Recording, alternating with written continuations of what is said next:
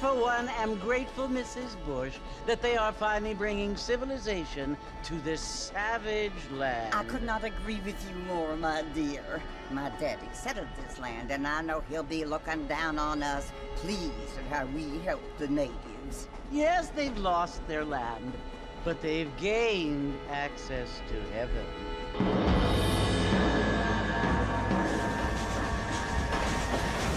But, Father, do you mean unless an innocent receives communion, they're destined to go to hell? That hardly seems fair. What I mean to say, Jenny, is that there is a great deal of difference between an innocent and a savage. I never thought of it that way. Yes, they lived like animals, but they're happier now.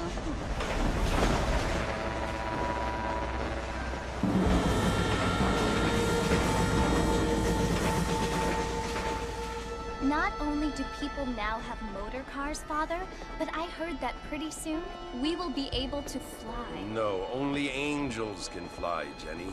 No, apparently people can fly. Didn't you hear? Out in Kansas, a man even got a car to fly. I hardly think so, Jenny.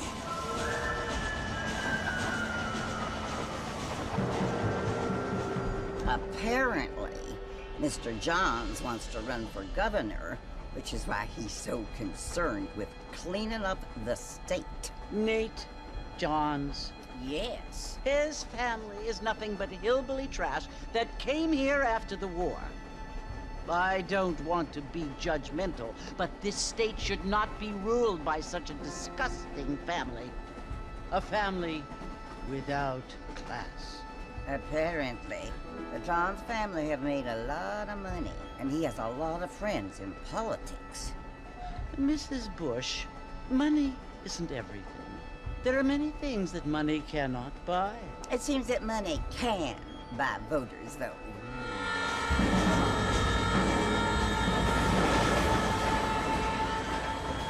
What you must remember, my dear, is that we have been brought here to spread the word. And the word and civilization, they are the same thing. They are the gifts. It is the opportunity we have, the chance to live among people who are decent and who do not kill each other, and who let you worship in peace. It's so confusing, Father. Sometimes I find it impossible to make the distinction between a loving act and a hateful one. I mean, they often seem to be the same thing.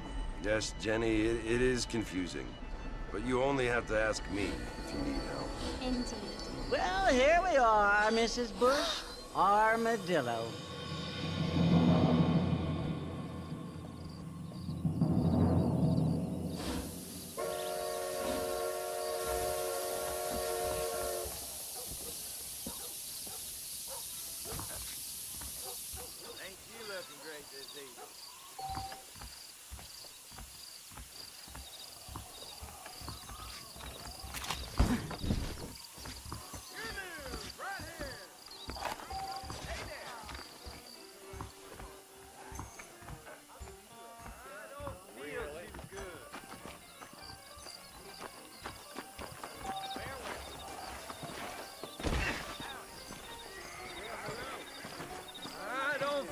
Too good.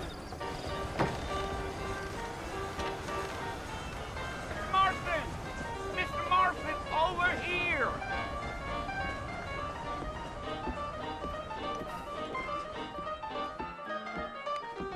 You must be John Marston. Sometimes. I'm Jake. Your friends from Blackwater hired me to gag you. They ain't my friends, but pleased to meet you, Jake. I got the horses saddled up and ready out front.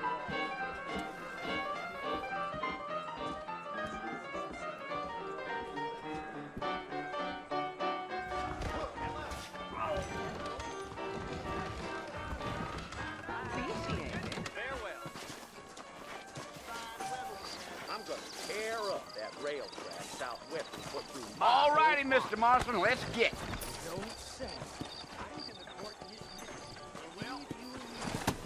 I ain't much of a fella for gossip. Take it slow on the way out of town.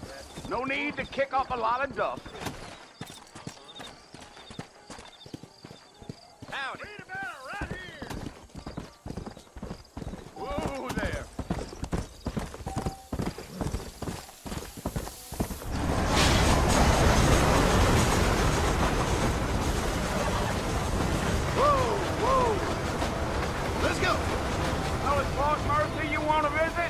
That's right. Ain't taking nobody up to the fort in a long time.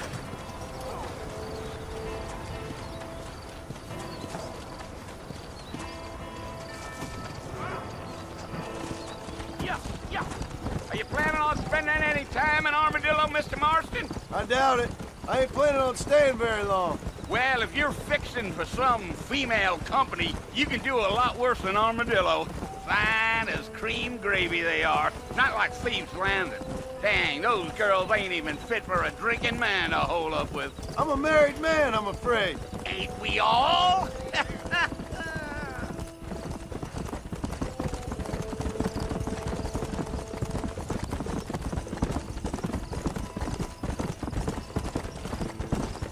Yeah, so it was the marshal who hired me. Lee Johnson, do you know him? I think I heard his name. Says he got a telegram from some Blackwater big bugs asking for a guide. I guess it's none of my business. That's right. Yeah.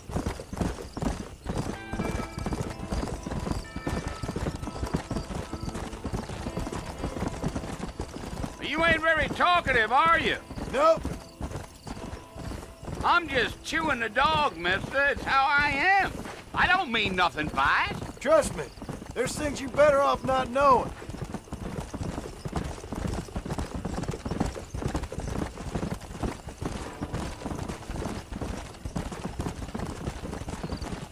You don't look much like no Blackwater fella. That's because I ain't. If I'm being honest, I don't care much for those highfalutin big city types.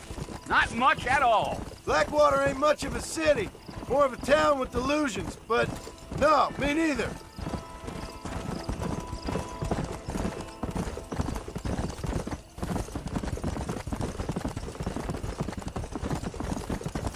A fella told me he was out in Blackwater a few months back and saw one of them newfangled carriages without horses. Is that so? And you wind them up like a clock. Damnedest thing ye ever saw without the aid of liquor, he told me. Times are changing fast. That's for sure.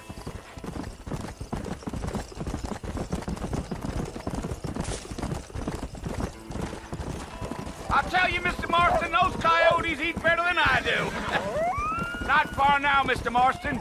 The fort's just over this hill.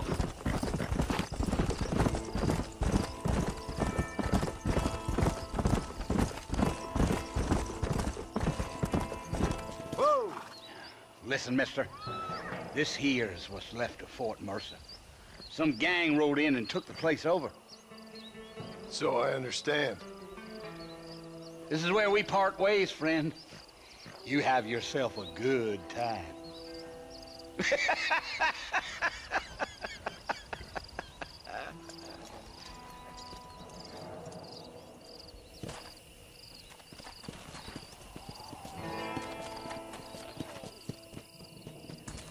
Come!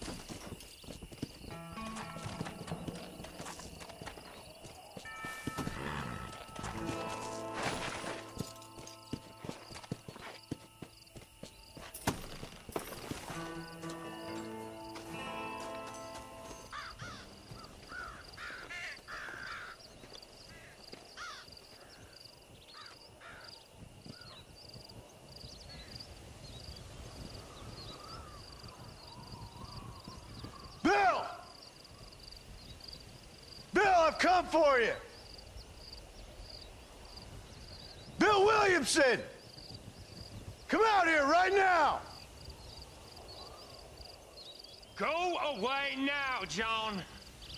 Don't make me kill you. Nobody needs to kill anyone, Bill. You must think I was born yesterday.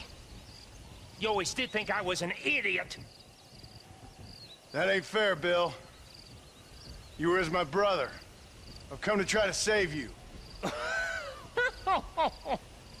Oh.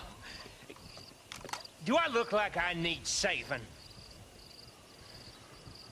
Bill, please. They want to kill us all. I can help you. Well, you never tried to save me before. You only seemed to save yourself. Bill, I implore you think about this. You implore me? You implore me. You always were one for fancy words. Oh. Well, things are different now, John. Now I'm in charge! No more Dutch! And no more you. Implored. I implores you to go back and tell them to send someone just a little bit more impressive next time. Well? Oh. Poor John.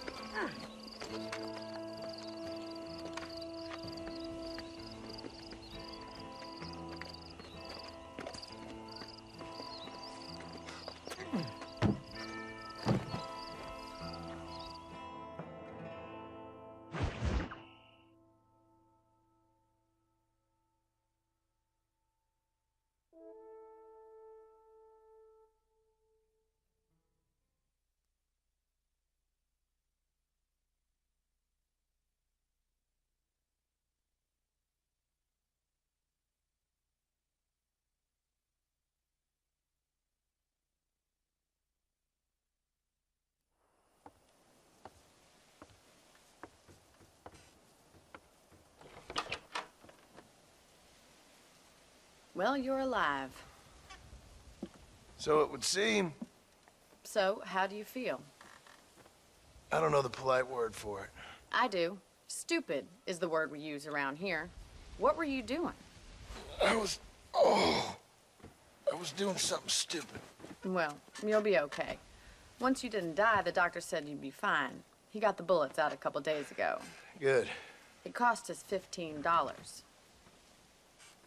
I'm sorry, madam. Should have left me there to die. Did you want to die? I mean, was that it? Was that why you went straight out to Fort Mercer and picked a fight with the worst bandit in the county? To die, Mr. Mr. Marston. John Marston. Bonnie McFarlane. Miss Bonnie McFarlane. Well, you may be right, Miss McFarlane. I don't know. So what were you doing? I was trying to give Mr. Williamson a chance. For old time's sake. You know Bill Williamson? Knew him. Long time ago. Well, what was he like? Dumb. Just like you. Thank you, miss. See my hat? I have. And, what will you do now? Now I'm gonna take my time and go after him the less kind way. Well, that sounds very fun, Mr. Marston. Quite heroic, just like in those penny dreadfuls my brother used to read. Meanwhile, if you'll excuse me, I've got a ranch to run. Of course, if you're feeling better, why not take a ride with me later? Help me patrol the perimeter. You can earn back some of that money we wasted on doctor's bills. Of course. And thank you for saving my life, I mean. Next time, Mr. Marston, I strongly recommend you don't try to lose it quite so earnestly. I'll bear that in mind.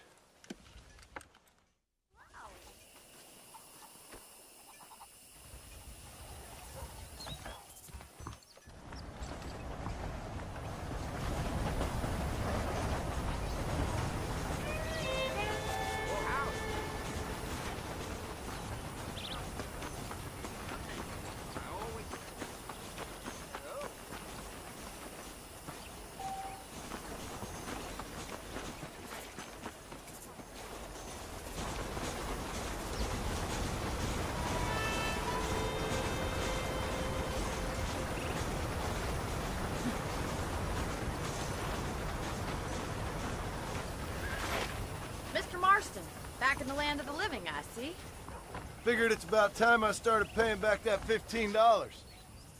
Well, no time to waste. The horses are saddled up over here.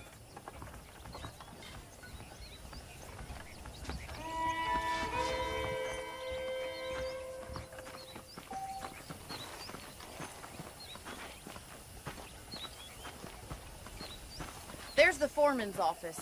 It's also where we lock up good-for-nothing outlaws, such as yourself. I'm happy enough with my current quarters right now, Miss McFarlane. Hop on up.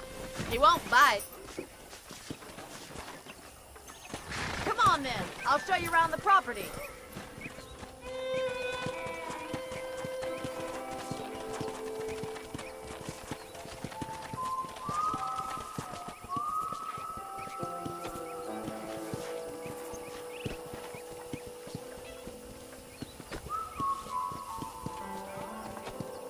To your right is the general store. You won't find Parisian high fashion, but it's good for the essentials. Very convenient. I don't think I've ever seen a ranch with its own store before.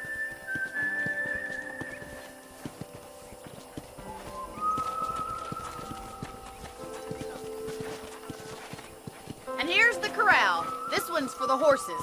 What do you think? I'm no expert, but it certainly looks like a fine corral. I suspect you've stolen more horses than you've broken. Now, where'd you get such an idea? First impressions are hard to erase. Come on, boy. That's the train station.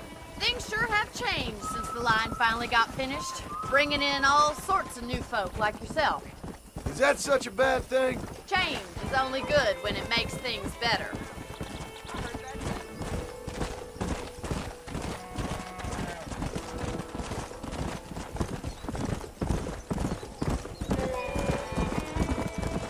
That's the barn over there. Paul built it himself when I was just a little girl.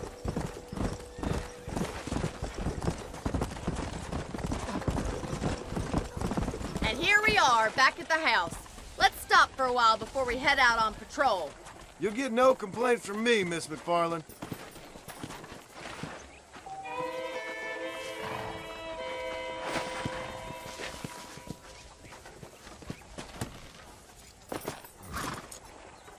What are you waiting for? Come on, I don't fight.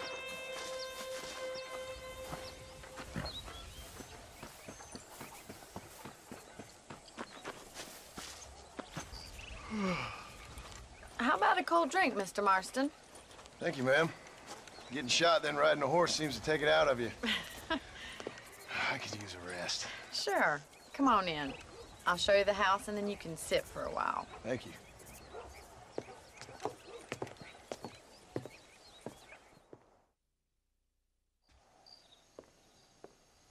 Mr. Marston, Miss McFarland. remember me telling you about the trouble we've been having with rustlers and other undesirables? I do. Will you help me keep watch on the property line this evening? Sure. I want to see just who is trespassing on our land. This is a fine weapon. Come, let's head out. The country is really beautiful at around this time.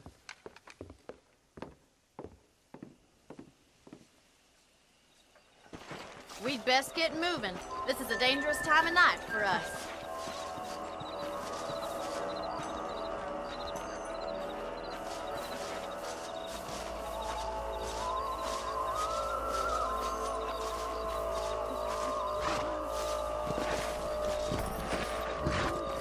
Let's go.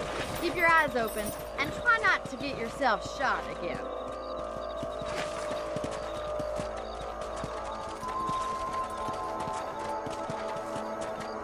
Thank you, Mr. Marston. I feel a lot happier someone's along with me.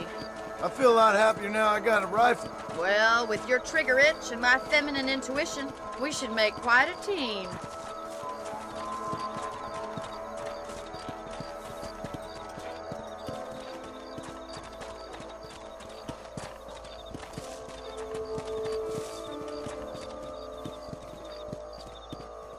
God damn it, these rabbits are at it again. Come on, let's get rid of them once and for all. Come on then, it's time to put that bloodlust of yours to good use.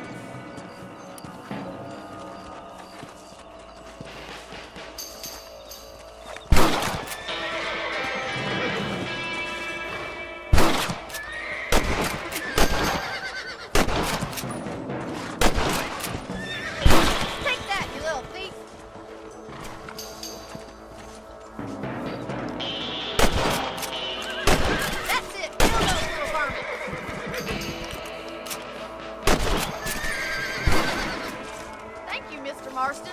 Looks like we'll be having rabbit stew tomorrow. Let's get back on the horses and see what else is going on.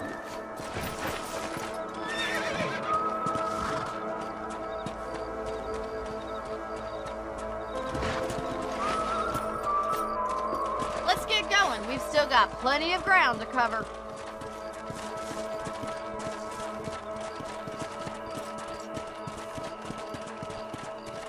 If it's not the rustlers stealing our cattle, it's the rabbits stealing our crops. It ain't never easy living off the land like this. Maybe you should move to a big city. Become a lady of leisure. Look out! Coyotes! Shoot them before they get to the animals. Easy now. Giddy up! That's it! Damn coyotes!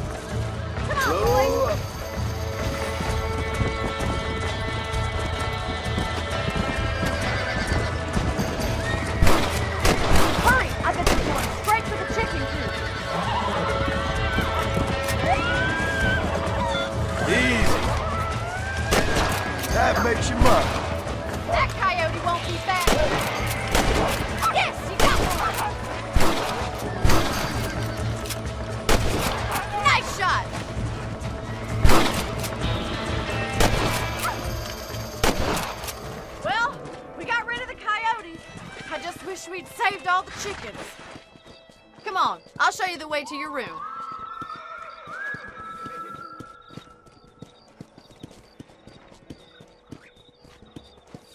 You know, you can actually handle a rifle. It's something I've had a little experience in. Maybe Bill Williamson did get lucky after all. Luck didn't really come into it, miss. You're a useful man to have around the ranch, that's for sure. But don't think I've forgotten what brought you here. We'll do whatever we can to help you. I sure appreciate that, Miss McFarland. Here we are.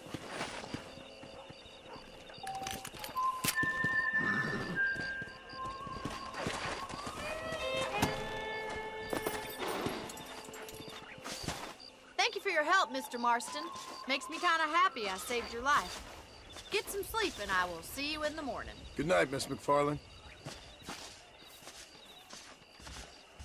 That Bonnie is a right pretty girl. She wouldn't look at me, though.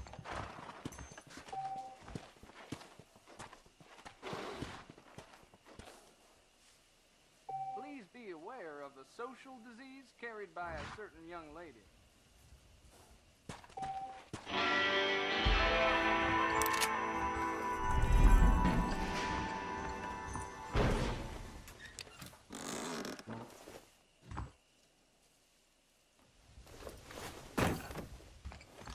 Say what you like about Drew McFarland, but he raised a proper lady.